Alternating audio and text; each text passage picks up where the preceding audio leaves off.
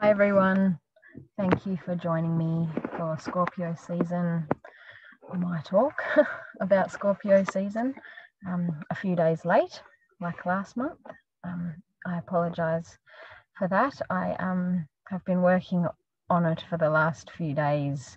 I had a workshop on the weekend that took up a lot of time and energy that I would have spent on this talk. But yeah, the last few days I've been working hard on this presentation to share, and then I realized this morning that it's time to just go ahead and share what I've got. And I was getting really intense about it, which made me laugh because it fits Scorpio, doesn't it? So again, in line with the trend of sharing the series of Keoleonis zodiac paintings, here is the beautiful Scorpio one, and I love those pencil pines and the beautiful tower with the Scorpio sun beneath, hidden. Speaking of hidden, I think I'll stop my video and get going. Sorry if you can hear that aeroplane background noise.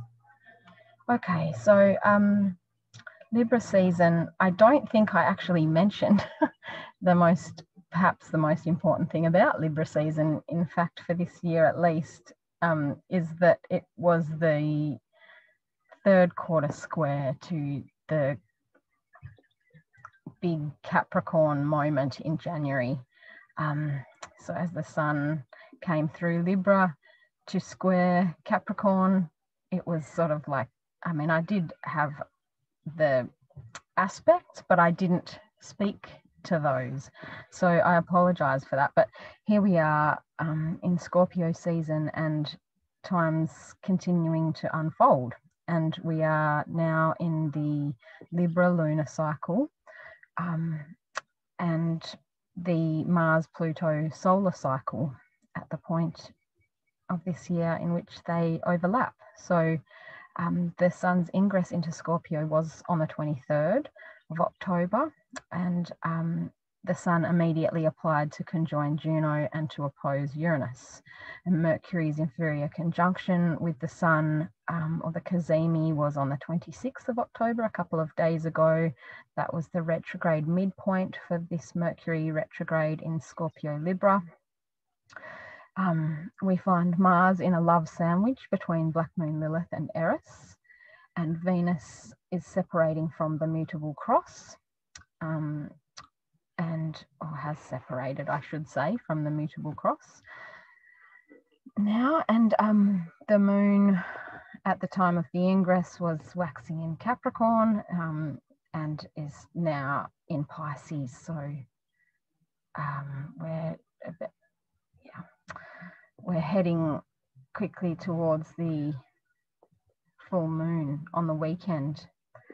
Vesta moved into Virgo at very close to the sun's ingress into Scorpio.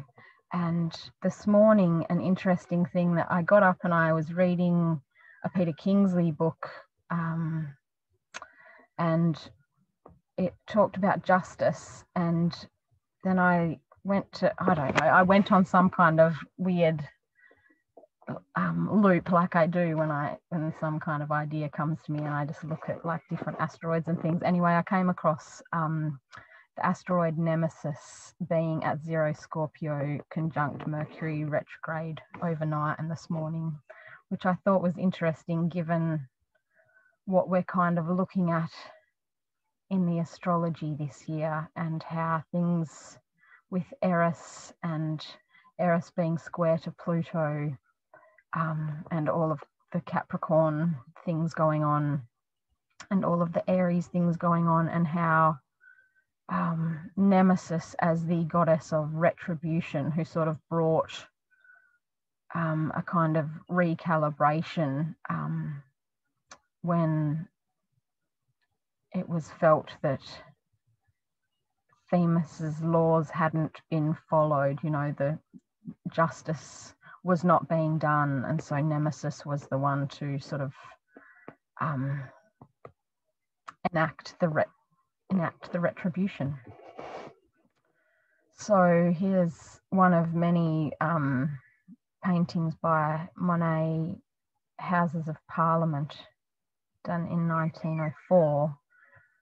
Monet had the Sun and Jupiter in Scorpio, and I just wanted to begin with the kind of poignancy of where we're at. The world as we know it, or as we have known it, is ending, and this kind of painting made me feel a bit emotional in that sense of how we are really looking at the end of perhaps things like, well, hopefully we're not looking at the end of things like democracy and kind of justice and all that, but it sure does feel like it sometimes. Yeah, it really feels like a real battle in some ways. Even, I don't even know if it's too dramatic.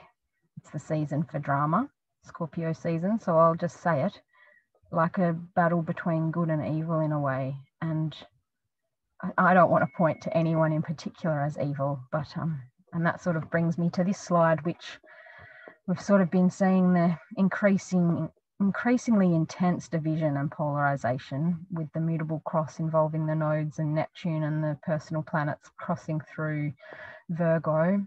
And it made me think recently about enantiodromia, the Jungian kind of idea where things seem to be becoming their opposites, where in a political sense it's sort of like, I'm sure I could get shot down for saying this, but it's sort of like the left is becoming the right and the right is becoming the left, and all of a sudden it's the right who are the conspiracy theorists and the left who refuse to look at any different information other than mainstream media. I don't know. I really am not a full bottle on politics in any way, and I sort of tend to not look at it too much at all, but it certainly is unavoidable what's obviously going on in the world at the moment, and getting kind of more heated as we come towards the actual US election day, and looking at what may unfold there in the coming weeks and months. So yeah, and the enemy stance that's sort of being taken in that polarization, so looking, we sort of seem to be quite unable to look at the opposite perspective without getting really defensive and sort of starting to blame and point the finger. And it's like that we position ourselves as good and our, you know, opposite as evil kind of mentality, which is pretty scary really. But I keep the faith that there's something coming through all of this time, and you know, the astrology obviously reflects all of that. Of course, our capacity for free will, Mars in Aries, has a lot to do with it and how it will all unfold. But when I look at the symbols, when I look at the astrology, I can't help but feel hopeful. And we'll talk a little bit more about my reasons for that. But coming back to where we are now, how do we know the truth? It's kind of a joke. A full moon conjunct Uranus. This painting is a close-up, or this image I should say is a close-up of Hilma af Klint's The Swan number 17, which is a beautiful complete painting, but I just loved this little detail right in the center of it.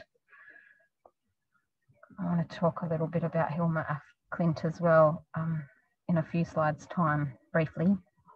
Okay, so the full moon on Halloween, of course, on the weekend at 8 or the 9th degree of Taurus, and we and of course is the moon will conjoin Uranus. I've actually forgotten to put my degrees in. I usually leave that till the end to just insert all of those, but I obviously forgot to do that. I'm sorry. So of course the sun applies to conjoin Juno in Scorpio at the same time and to oppose Uranus. So that opposition between the sun and Uranus are almost exact, which of course points to the midpoint of Uranus retrograde. That will see us into 2021 in its completion. So, and as well, the moon is square to Hygeia in Leo, which offers a little hope somehow, although a little friction, of course, of dynamism, another point to make way for, make room for, allow for. And as well, another beautiful thing that I really just wanted to point to, because if you've been watching these videos I've been making throughout this zodiacal year, I began with Aries, and I think it might have been my first or second talk. I think I shared an encounter I had with a spider, which landed in my hand in the middle of the night in the pitch black. And anyway, long story short, led me to look at where Arachne was in the astrology of this year. And at the time, it was actually my Arachne was applying to my sun when that encounter occurred. Now Arachne is around 6 Libra, or coming to, and will be by the full moon. And Venus will be applying to Arachne at that point of the full moon. So, and Venus, of course, being the ruler of Taurus. So I just wanted to point to that. And Venus will as well be opposite to Chiron. So just looking for ways to relate to the astrology in these small, nuanced kind of ways. Arachne makes me think about the web of life and the threads with which we're weaving. And this being the end of the world as we know it. And Michael Meade talks about the end being not one end as in the finale, but the ends that we must use pick up, pull upon, pull our thread and begin weaving with it. So I just love that kind of image and wanted to include Arachne here again. And of course, she is related mythologically to Pallas Athena, and she is huge in the astrology of Scorpio season in my mind. And in the astrology of 2020, of course. It's been remarkable for me to, I've got Pallas Athena conjunct my sun, so I always keep an eye on her anyway, but it's just been powerful having her presence through Capricorn throughout 2020, I feel.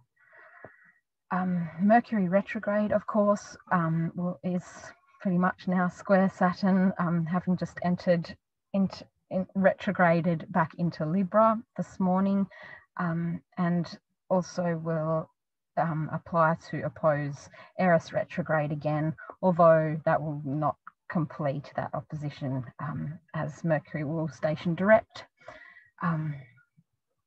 before coming to completion of those. So, and I just also wanted to mention that the new moon, the Taurus new moon in April, was of course conjunct Uranus, but as well, this is one of my reasons for hoping, was also conjunct the minor asteroid Themis. And Themis is of course the goddess of justice and law and order and sort of social conduct. She sort of had a lot to do, linking her to Eris. She had to do with the guest list, the preparation of the guest list of the wedding, which Eris was excluded from. I believe it was Themis and Chiron who came up with the guest list for the wedding of Peleus and the sea nymph. Now her name, Thetis, forgive me. And so they chose to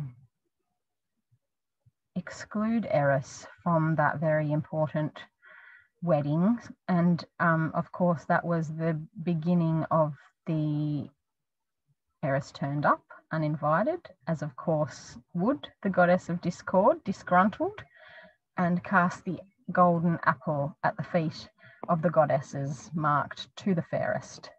And the rest, of course, is history, as Jupiter or Zeus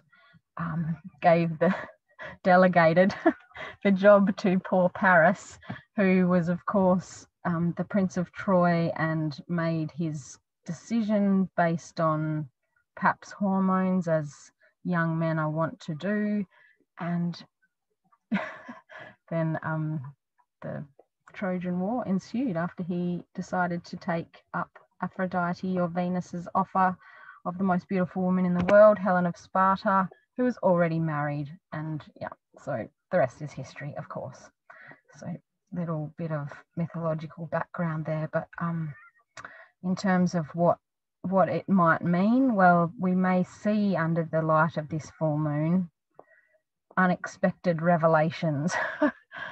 That's no real prediction given its proximity to Uranus, but as well linking back to that new moon and the presence of Themis there, it makes me think about how things could really come to light in relation to themes of justice and retribution, given Nemesis co-presence in Scorpio as well. Recent ingress into Scorpio too. Okay. I wanted to include a few quotes from William Shakespeare, who there are a couple of charts available for William Shakespeare, and the one that I've gone with is his baptism, which occurred beneath a Scorpio full moon, and William Shakespeare had the sun in Taurus. And of course, perhaps the greatest writer, playwright of all time, these quotes come from him. Now is the winter of our discontent. He wrote that a long time ago. I think we could argue with him about that. No, I'm not taking away from his subjective experience. Okay, all that glitters is not gold. Have we learned that yet? Have more than thou showest, speak less than thou knowest, lend less than thou owest. This wonderful Taurian wisdom. Self-love, my liege, is not so foul a sin as self-neglecting. Our doubts are traitors, and make us lose the good we oft might win by fearing to attempt. And hell is empty, and all the devils are here. I think that could well be true currently. And of course, the seminal, most beautiful words of wisdom that I try to live by, to thine own self be true. So Mercury stations direct on the 3rd of November at almost 26 degrees of Libra, or just past 26 degrees of Libra, having just dipped its toe back into 25 Libra. So it will be square Saturn, within a very close orb of being square to Saturn at that time, and it sort of harkens back to the emergence of Mercury coming into its shadow zone of the retrograde at around the 23rd of September. So the station retrograde occurs closely opposite to Eris, and more widely opposite to Mars, still retrograde, and also trine to the north node and sextile to the south node. Venus in Libra, of course, ruling over this part of the retrograde, is trine to the moon in Gemini at the station direct and applying to the north node. So that's another reason that I'm hopeful and yes, poised for insight and downloads around the time that Mercury becomes visible in coming days in the morning sky as the morning star again ahead of the dawn Mercury returns to Scorpio on Remembrance Day. Having just today returned, as I said, to Libra, it will return back to Scorpio on Remembrance Day as the sun separates from the conjunction with Juno. And so I have shared this beautiful painting again by Monet, Field of Poppies. Mercury stationing direct gives us an opportunity to reflect on the past few weeks. Are we committed to the same things we were at the end of September? And how have things changed? Ceres direct returns to Pisces on the 9th of November. This may be my favourite Monet. It's a bit of a dodgy reproduction, but it's called The Magpie. And the magpie's there. Here is another beautiful image painting, I should say, called The Dove Number 1 from Hilma af Klint. And so now is a good time to just mention her. She was an incredible painter or artist, well employed with her sort of paid day job, painting, I believe, landscapes and sort of portraits, still lifes. I think portraits more like, and still lifes. And she sort of became like into spiritualism and theosophy, and began producing incredible sort of abstract modern pieces like this one. There was an exhibition of her work shown at the Guggenheim a year or so ago, and the book for that is available.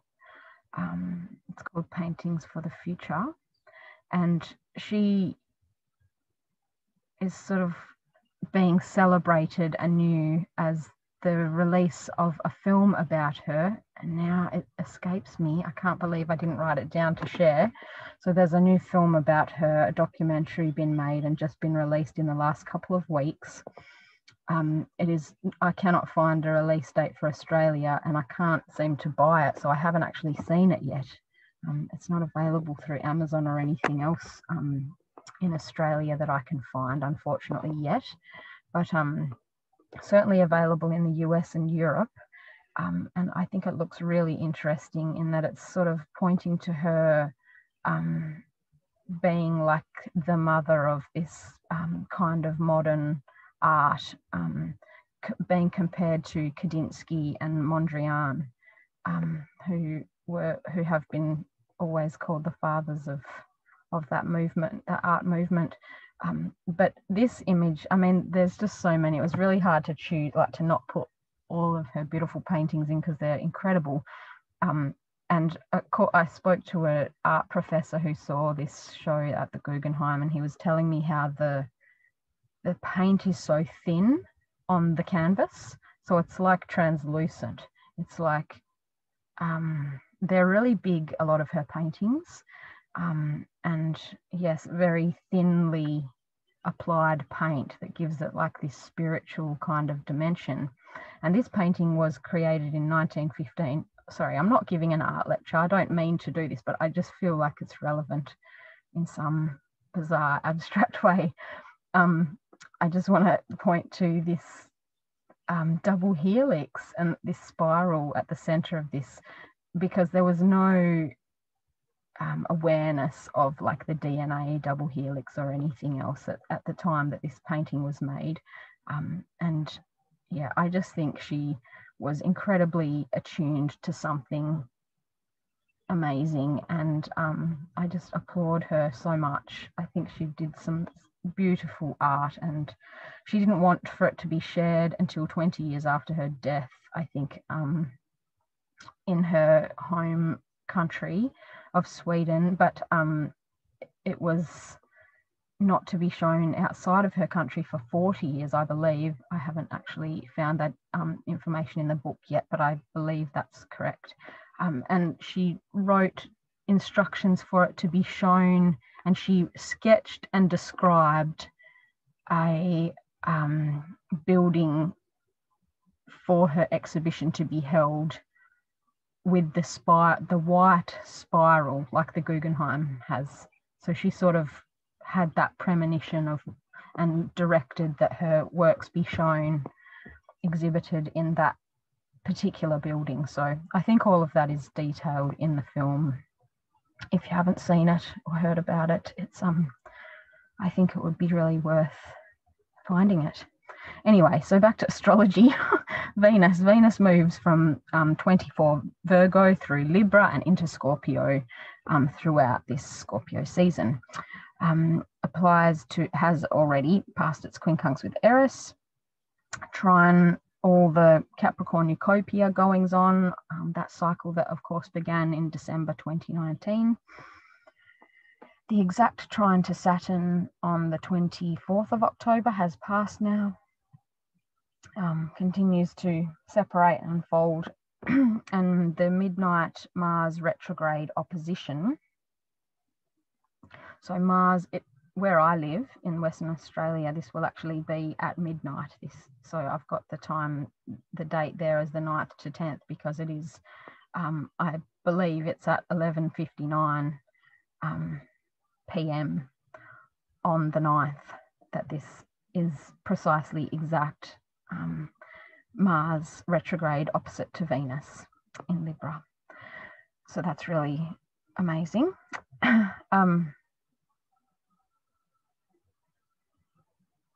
And the Venus in Libra opposition to Eris on the 16th of November as well. Here's Björk, one of my heroes.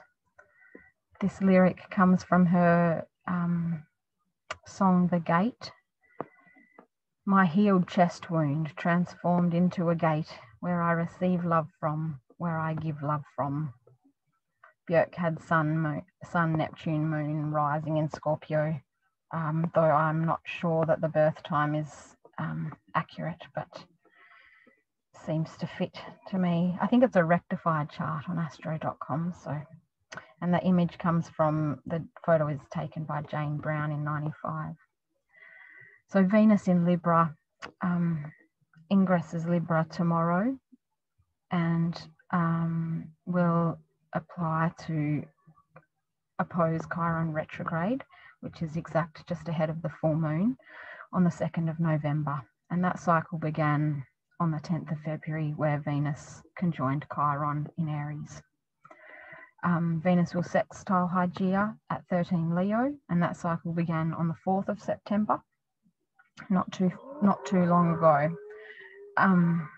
The moon will conjoin Venus at 19 Libra on the 13th of November, and that's a very important day indeed.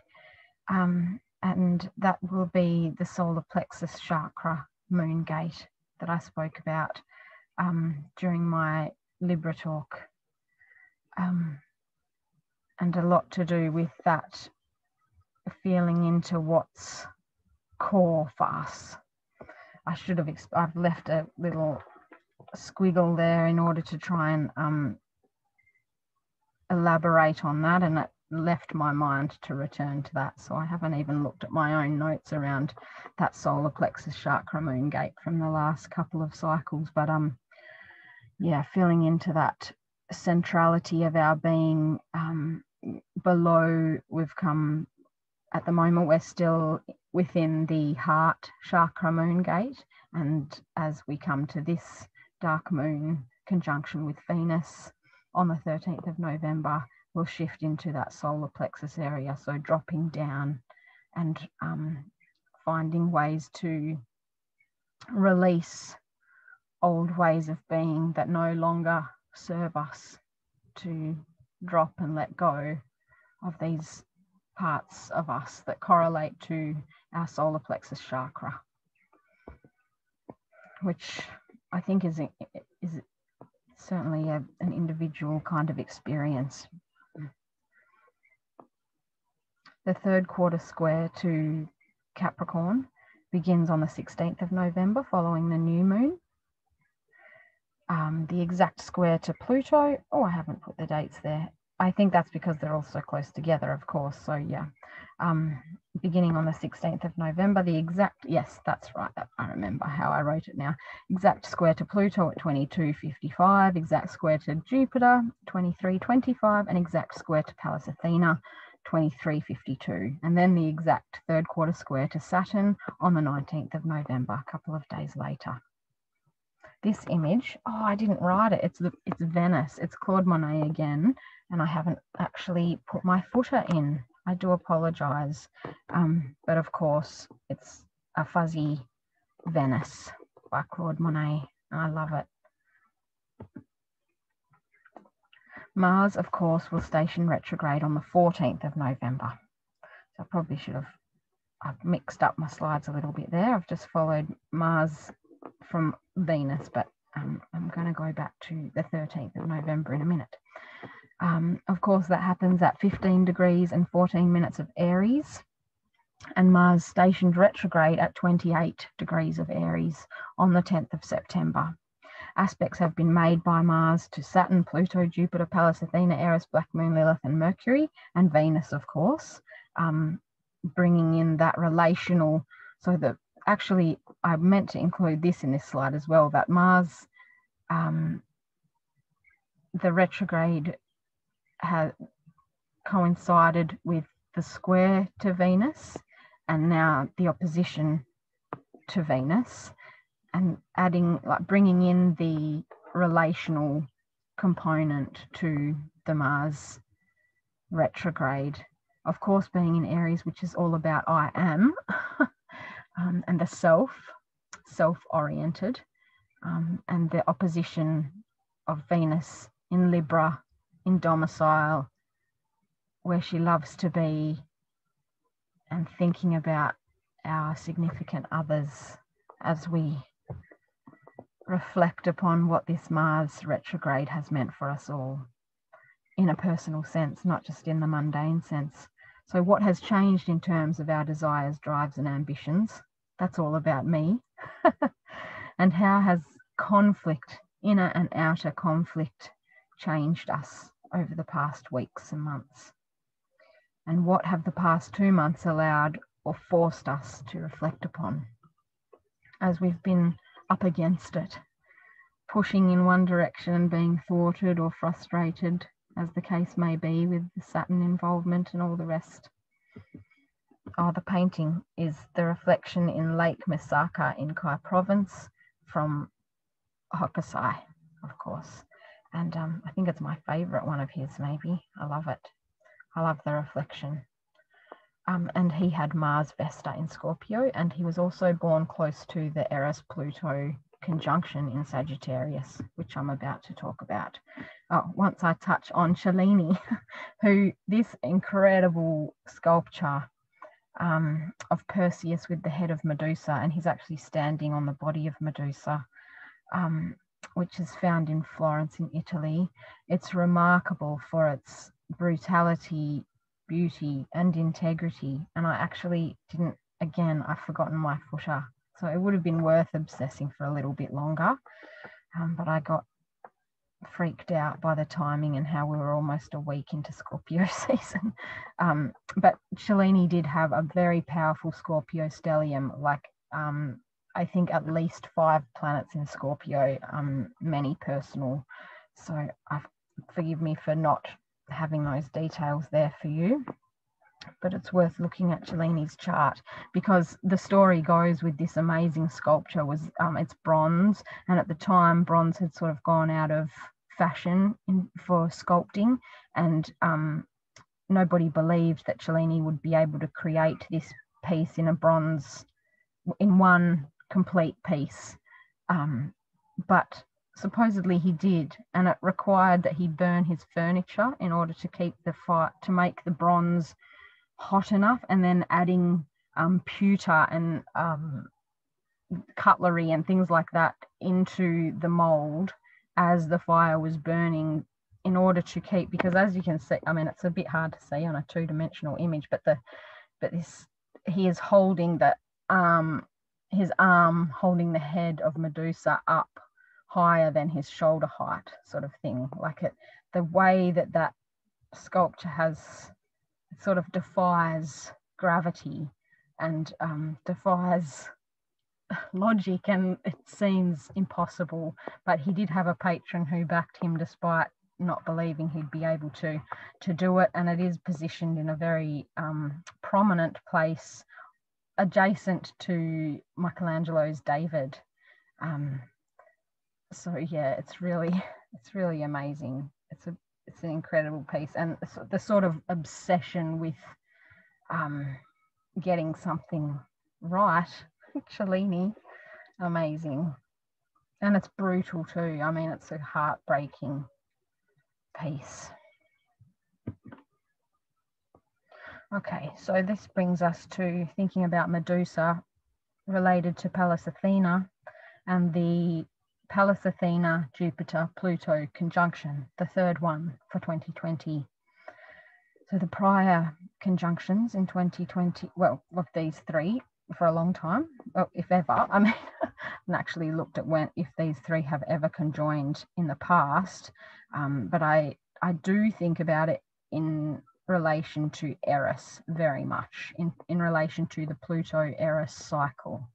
So I'll share that chart at the beginning of that cycle in a moment, but just to point to the prior 2020 conjunctions. The first one was on the 5th of April, and it occurred Jupiter and Pluto at almost 25 degrees of Capricorn, and Pallas Athena almost at 26 degrees. So very close to that conjunction. And Eris was at almost 24 degrees of Aries. I've left out off my Aries there. The retrograde conjunction, which was the second of three, was on the 30th of June, and Jupiter and Pluto were at 24 degrees of Capricorn. Pallas was at almost 25 degrees of Capricorn at that time, and square to Eris at 24.5 degrees of Aries, and Eris was direct at that time. So this third conjunction of the three of these planets, I should say, but also archetypally mythological figures, and also not to leave Saturn and Mars and the Moon out of this configuration as well, which I'll mention about the Moon in a sec again. But yeah, Saturn's close by at almost 27 degrees of Capricorn, and Mars is stationing direct on that same day, this 13th of November date. So yeah, widely involved in this configuration. Moon, Venus at 19 degrees of Libra at that moon gate again. Excuse me. So this, for anyone who happens to be in Western Australia like I am, it could be worth getting up early on that morning, because this conjunction occurs at precisely 4:36 a.m, which will be a beautiful time to witness that Moon-Venus conjunction ahead of the dawn, and to just pay homage to this remarkable event. So looking back on all of this, this cycle between Eris and Pluto was seeded in December of 1756 in Sagittarius, with this massive Sagittarian stellium. Jupiter, as ruler of Sagittarius, is found with Venus in Scorpio, and also Jupiter is in mutual reception with Mars. Mars is in Sagittarius there, in the heart of the Sun, Cazimi in Sag, and Jupiter in Mars' traditional home of Scorpio, nocturnal home of Scorpio. So yeah, another interesting point that, just as an aside, Saturn in this chart was at 7.5 degrees of Aquarius, and that's the same degree as where it will square Uranus in February. So that, I thought that was an interesting correlate, or side note. As well, just to point to, of course, the South Node now in Sagittarius is applying to this 18.5 degree mark of Sagittarius, and will come to 18 degrees and 32 minutes at the end of January in 2021 as Saturn applies to square Uranus. And that, just to mention that the Saturn-Uranus cycle began at 29, almost 0 degrees of Capricorn, just the final aneretic degree of Sag in February of 88. Just a little bit of context for all of this to reflect upon if you're so called. So nothing, of course, is by chance, but and Pallas Athena's presence in Capricorn throughout 2020 has been incredibly meaningful. And I've not been able to take my mind off it for very long at a time. It's sort of been really present for me. And they've been opposing, all of the stuff's sort of been widely opposing my Sun in Cancer. So it's been kind of personal for me in a way. But yeah, I just feel like there's going to be interesting things unfold. That's an understatement, isn't it? To look at what will unfold from 2020 and all the seeding of these new cycles of this year. So, but this being the third quarter square between Pluto and Eris, and how it involves Jupiter. And of course that links to, Pallas's father was Jupiter. She was born from the head of Zeus after he swallowed her mother, Metis. And Metis was not only a goddess, but a word, as in like a noun and a verb, perhaps. Cunning wisdom. She was very wise. And I feel like she is a lost part of Pallas Athena, and that a lot of what's going on, aside from all the massive, I shouldn't say aside from, because I think it's intertwined. It's sort of within what's going on in the sort of political and social, in the broader collective sense.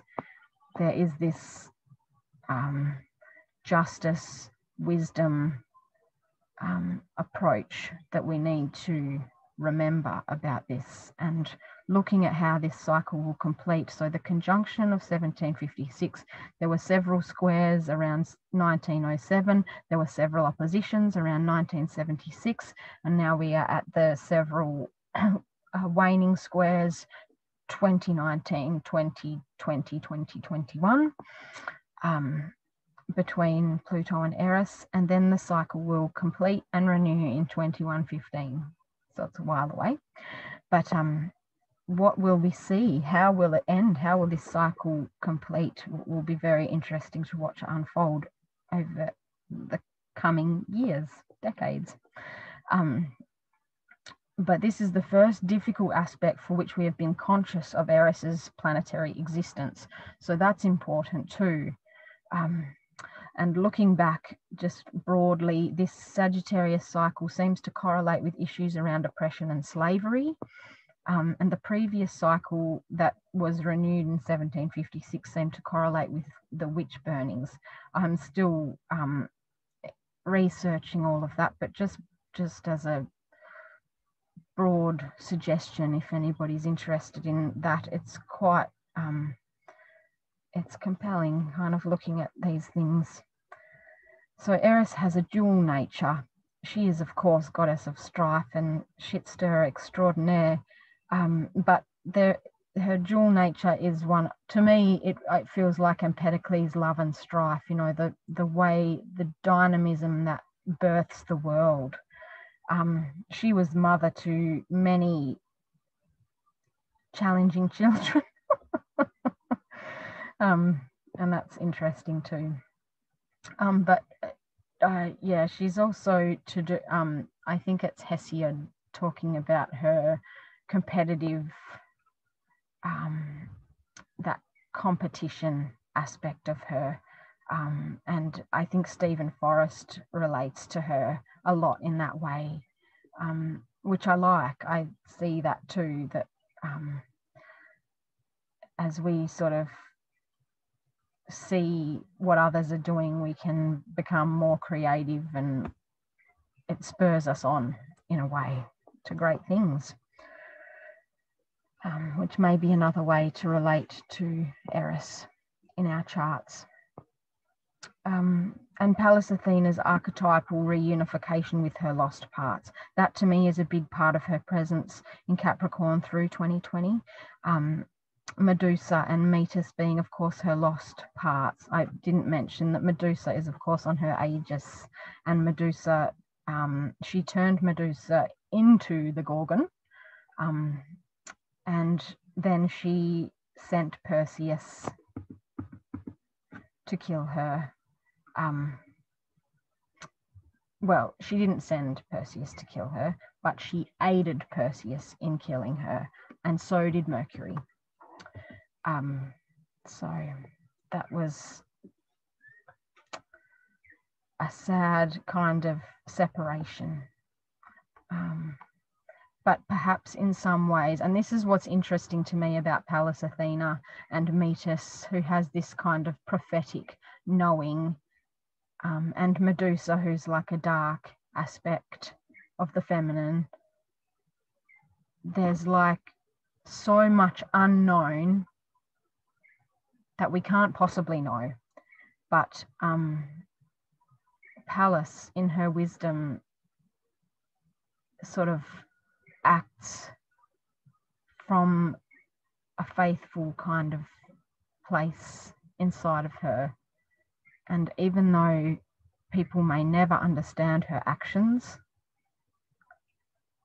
she does what needs to be done. And so I think about that in relation to what we're looking at in 2020 now, and as we're reflecting on things around like oppression and slavery, and you know, the polarizing division that's going on in the world, and based on the color of our skin and things like that, our biological sex and all those kinds of things, the divisive thing that's going on is really potent now. And if we can sort of tap into this Pallas part to reimagine like the feminine wholeness in relation to Metis and Medusa, in relation to that Pallas made this decision to go with Orestes' innocence, which many have criticised and still criticise as her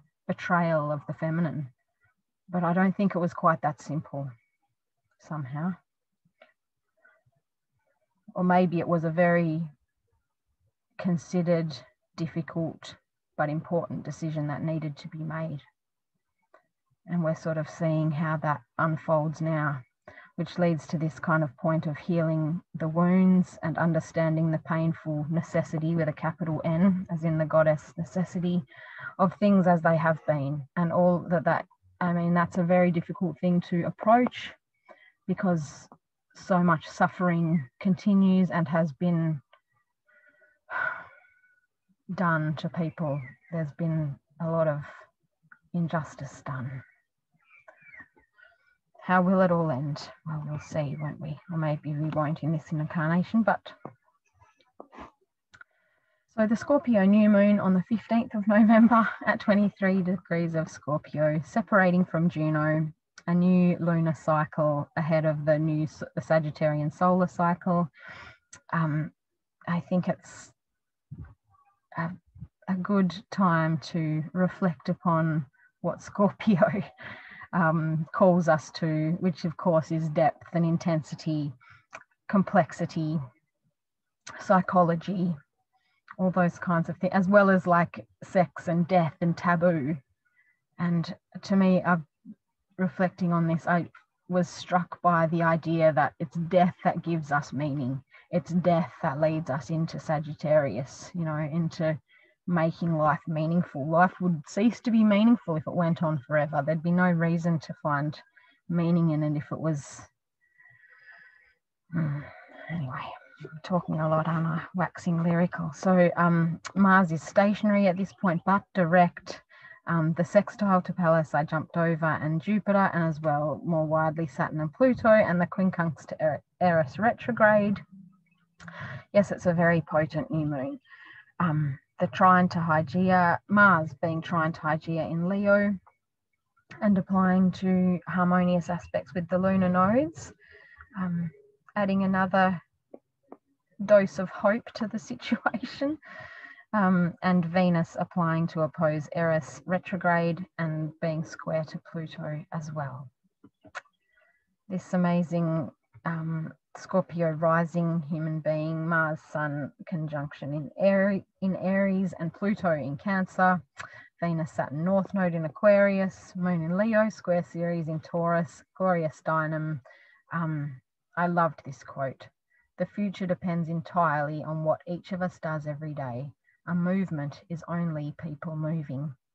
And as we move into this great conjunction in Aquarius and the age of Aquarius, Pluto in Aquarius in a few years, Jupiter and Saturn in Aquarius at the solstice very soon, and you know all the others as well coming through it. Yeah, it's good advice off the back of a Scorpio new moon. So the last week of the Sun in Scorpio, Sun sextile Pluto in Capricorn on the 5th of November, Sun sextile Pallas Athena in Capricorn again on the 15th of November, Venus in Libra opposing Eris on the 16th of November, and square to Capricorn Eucopia and Pallas Athena and Jupiter in particular at the same time. And Juno being trine to Neptune. I've left that date off. I've made a few mistakes. I'm sorry for that. But that's at around 18 degrees of Neptune being retrograde at 18 degrees. So Juno will be at 18 Scorpio at that point. And it must be around this mid-month, 16th, 17th of November, since I've put it in that spot. Mercury's third opposition to Uranus on the 17th of November. Uranus being retrograde and Mercury being direct by that point, and preparing to come out of shadow. Sun sextile to Saturn on the 19th of November. Mercury's emergence from shadow on the 20th of November, looking back to the 23rd of September for those mercurial messages and insights at that point.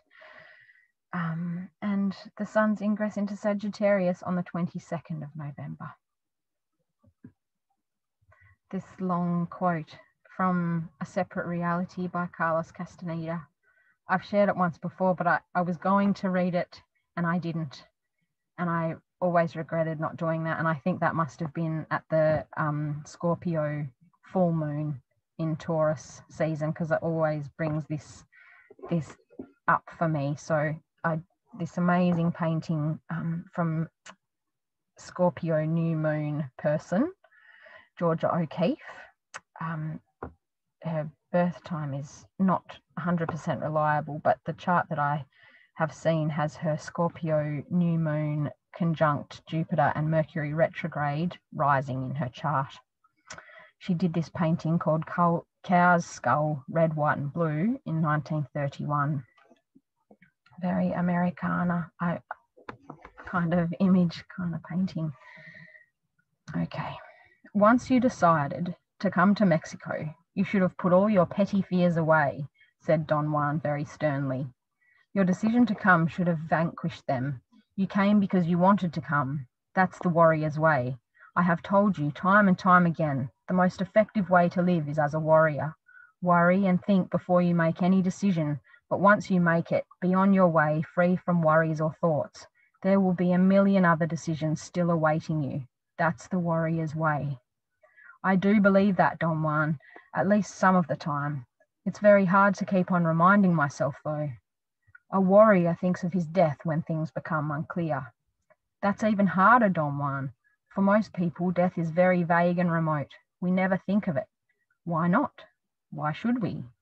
Very simple, he said, because the idea of death is the only thing that tempers our spirit. By the time we left Los Vidrios, pardon my pronunciation, it was so dark that the jagged silhouette of the mountains had merged into the darkness of the sky. We drove in silence for more than an hour. I felt tired. There were headlights of a car on a hilltop in the distance behind us. They remained visible for a while, then they disappeared into the darkness as if they had been scooped away. After a moment, they appeared on another hilltop, and then they disappeared again. I followed their appearances and disappearances for a long time in the rearview mirror. At one point, it occurred to me that the car was gaining on us. It was definitely closing in. The lights were bigger and brighter. I deliberately stepped on the gas pedal. I had a sensation of uneasiness. Don Juan seemed to notice my concern, or perhaps he was only noticing that I was speeding up. He looked at me at first, then he turned around and looked at the distant headlights. "Those are the lights on the head of Death," he said softly. "Death puts them on like a hat and then shoots off at a gallop. Those are the lights of Death on the gallop, gaining on us, getting closer and closer." A chill ran up my back. After a while, I looked in the rearview mirror again, but the lights were not there anymore. I told Don Juan that the car must have stopped or turned off the road. He did not look back. He just stretched his arms and yawned. "No," he said, "Death never stops. Sometimes it just turns off its lights. That's all." Death by Scorpio leads us to meaning in Sagittarius. So I'll see you in Sag season, unless Death catches me first. Oh, I did that late last night. I was going to... Okay. Thank you all for joining me.